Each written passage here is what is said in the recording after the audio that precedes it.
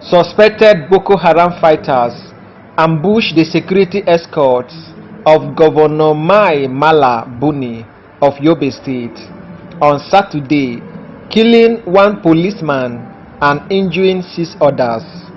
The attack occurred along Jakana-Manok Expressway in Borno State.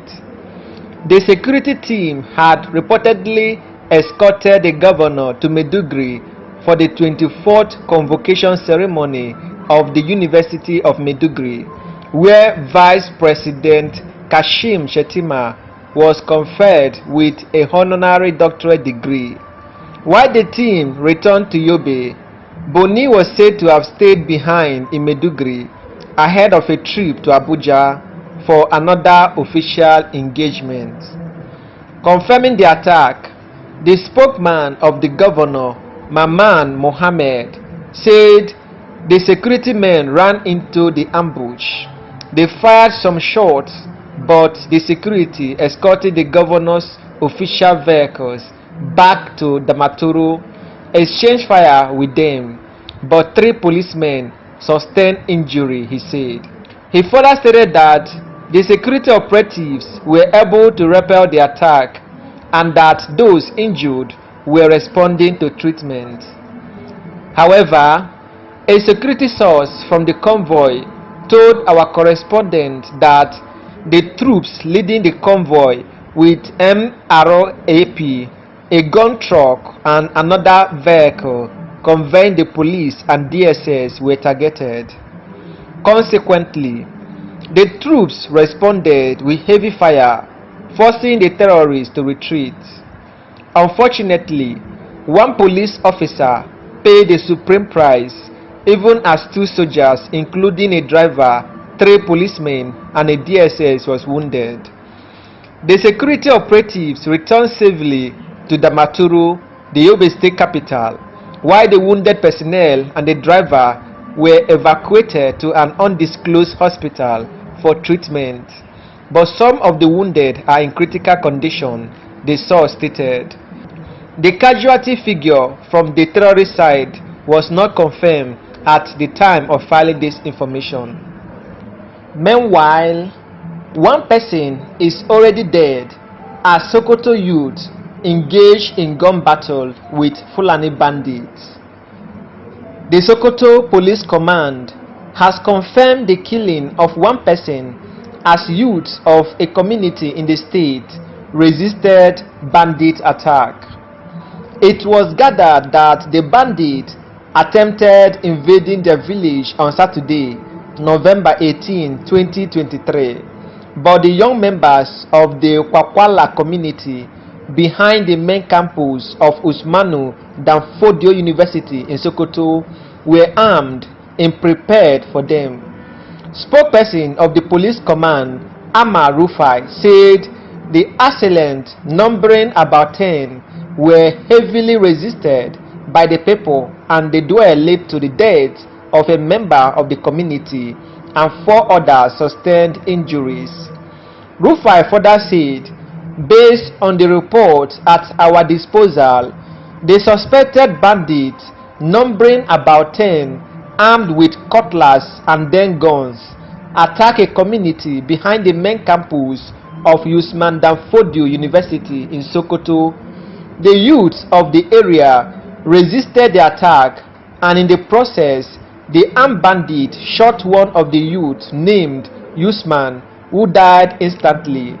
4 other youths of the Kwakwala and Dodaye community, 4 other youths of the Kwakwala and Dodaye community also sustained various degrees of injuries in the attacks. Meanwhile, it will be recalled that bandits abducted a man believed to be a police officer serving in Toro local government area of Bauchi State. It was gathered that the incident happened on Friday night and it threw Toro town into confusion. It came few hours after security agencies secured the release of 33 kidnapped victims in Akaleri local government area of Bauchi State. According to sources, the armed men fired sporadic gunshots scaring residents before adopting a yet-to-be-identified Assistant Superintendent of Police (ASP). The activities of kidnappers has affected economic activities in Toro local government area, as residents are afraid of going about their businesses for fear of being kidnapped. Member representing Toro Federal Constituency in the House of Representatives, Asmal Haruna Dabo, condemned the incident and called for calm.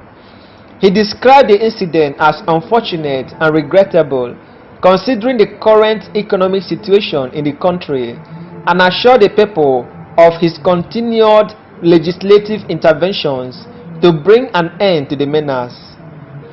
Meanwhile, Human Rights Writers Association of Nigeria (HURIWA) has described as abominable with sound reasoning that the central government has maintained a conspiratory silence over the shocking discovery by the Abia State government of over 50 decomposing bodies in a forest next to the Lokpanta cattle market in Abia State. Huriwa, which argued that the unspeakable and regrettable silence and the failure of the federal government to take steps to initiate forensic investigations of the despicable crimes of mass killings of citizens of Nigeria is a spectacular failure of the President's moral duty of care and the legal obligations imposed on the government, whose primary duty is to maintain law and order and to safeguard the well-being and security of lives and properties of the citizens of the Federal Republic of Nigeria. Huriwa said that aside the moral and legal obligations on the President to ensure the safety of citizens of the country in all parts of the Federation, the human rights groups aver that as the Commander-in-Chief of the Armed Forces of the Federal Republic of Nigeria, such an abominable discovery of mass deposits of scores of citizens executed by outlaws demonstrates a failure of intelligence and abysmal failure on the part of the security forces under the direct command and control of the President to secure lives and properties of Nigerians and everyone living in the Federal Republic of Nigeria. On the 30th of October 2023, it was reported that Alex Oti, the Abia State Governor, had disclosed that 20 decomposing bodies and skeletons were discovered by security operatives during a raid of the forest around the Lokpanta cattle market in Umuneshi Aziz of the Enugu-Port Harcourt Expressway, even as he said another 50 bodies were also found around the market, while the payment of ransom to suspected kidnappers was equally traced to the market. Huriwa recalled that the governor insisted that the resolve of the state to make cattle market a daily market was not targeted at any particular tribe in the country, but rather it was aimed at revamping the security architecture of the market and its host community.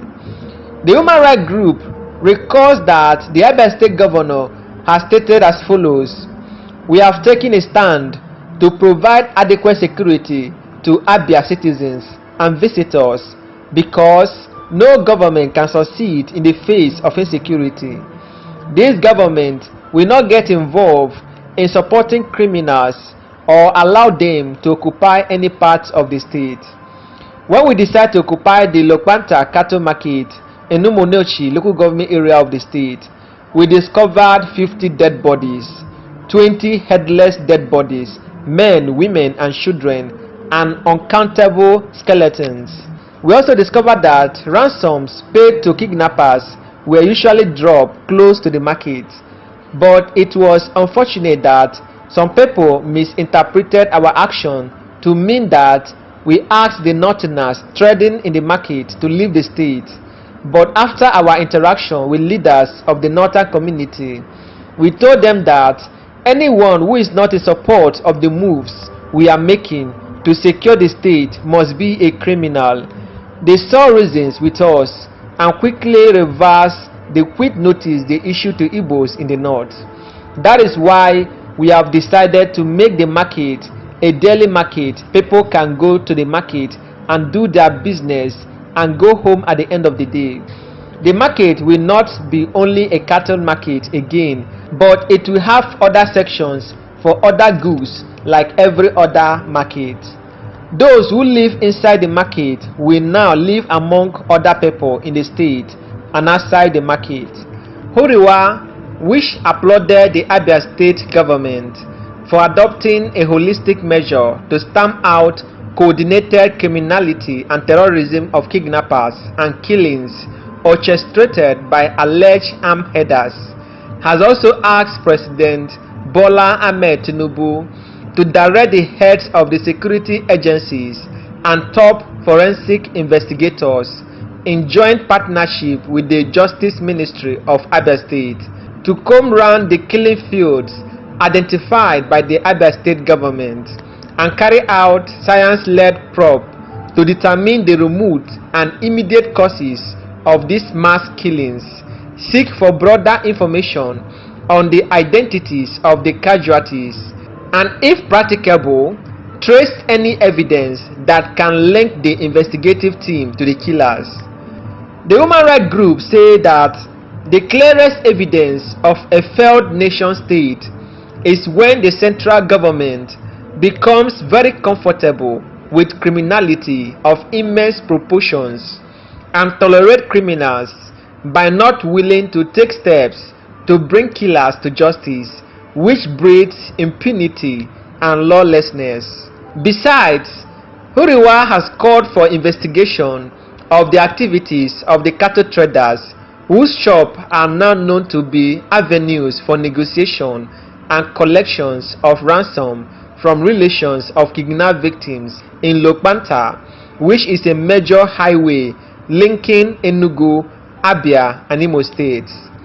Huriwa stated that the Nigerian president, as a cosmopolitan person by nature and travels often to the Western societies, we expect that he is aware of how, for instance, the Metropolitan Police in London diligently handles investigations involving loss of lives, just as the right group stated that, in compliance with global best practices, the central government should have by now adopted transparent, open, and public investigative procedures since the information was conveyed to Nigerians by the Abia State government regarding these discoveries of over 70 decomposing bodies of citizens killed by terrorists and kidnappers just behind the cattle market in Umonilchi local government area of Abia State.